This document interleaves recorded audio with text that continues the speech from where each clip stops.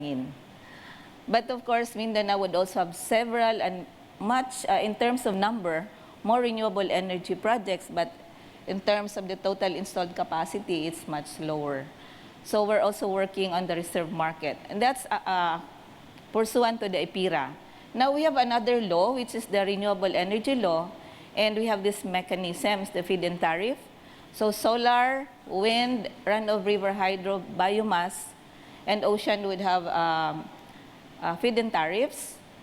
RE or power generated from RE fall under must or priority dispatch. So everything that they declare in the market, then that should be dispatched first over any other resource.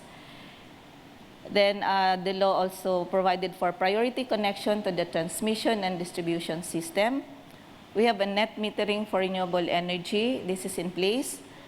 Now the next would have to be, the guidelines would still have to be implemented, but we're targeting that we should be able to release the guidelines before June or up to June.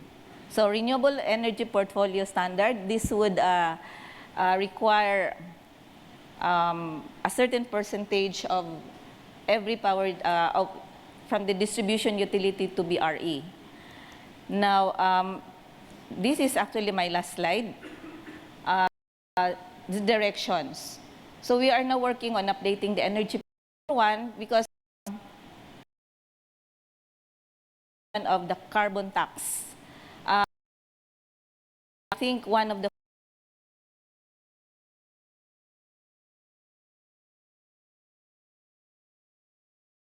have, and in fact, we're not competitive with our neighbors because of this high rate, and it would not be a good idea to impose carbon tax on coal to make coal comparable to the other fuels for power generation. So what we plan to do is really encourage RE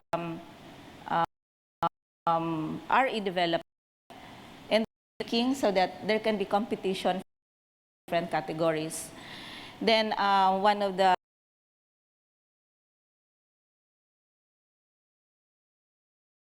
through a virtual tracking system where can track where their applications with the different government agencies.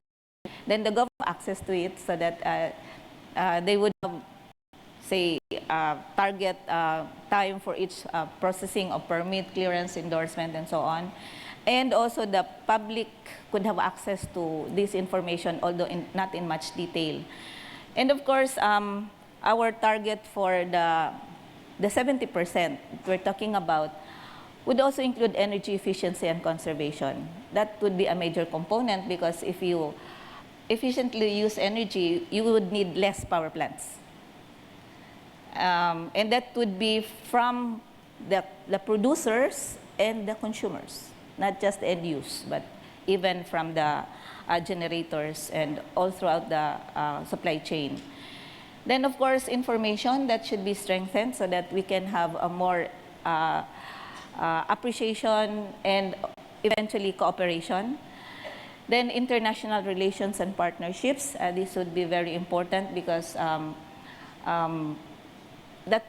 collaboration, cooperation and coordination, again, is very important. And then, as mentioned, and I would like to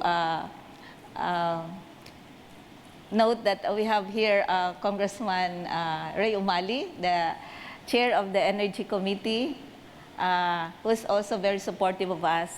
And we have this legislation